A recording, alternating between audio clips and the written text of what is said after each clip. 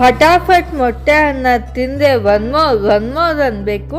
ಈ ಡೈಲಾಗ್ ನೀವು ಕೇಳೇ ಇರ್ತೀಯ ಫ್ರೆಂಡ್ಸ್, ಚಂದ್ರು ಅಂಕಲ್ದು. ನಾನು ಅದು ಕಾಪಿ ಮಾಡಿದ್ದೀನಿ ಹೇಗ್ ಬರುತ್ತೆ ಟೇಸ್ಟು ಅಂತ. ಅಲ್ಲಿಗೆ ಸ್ವಲ್ಪ ಎಣ್ಣೆ ಹಾಕೊಂಡಿದ್ದೀನಿ, ಒಂದು 2 ಮೆಣಸಿನ್ಕಾಯಿ 3 ಮೆಣಸಿನ್ಕಾಯಿ ಜೊತೆಗೆ ಒಂದು 3-4 ಈರುಳ್ಳಿ ಹಾಕೊಂಡು ಚೆನ್ನಾಗಿ ಫ್ರೈ ಮಾಡ್ಕೋಬೇಕು. ಈರುಳ್ಳಿ ಫ್ರೈ ಆದಮೇಲೆ ಶುಂಠಿ ಮತ್ತು ಬೆಳ್ಳುಳ್ಳಿ ಅದು ಸಣ್ಣಕ್ಕೆ ಕಟ್ ಮಾಡ್ಕೊಂಡು ಅದು ಬ್ಲ್ಯಾಕ್ ಆಗೋಗಂಟ ಫ್ರೈ ಮಾಡಿಕೊಂಡು ಒಂದು 4-5 ಮೊಟ್ಟೆ ಹಾಕ್ಕೊಂಡಿದ್ದೀನಿ.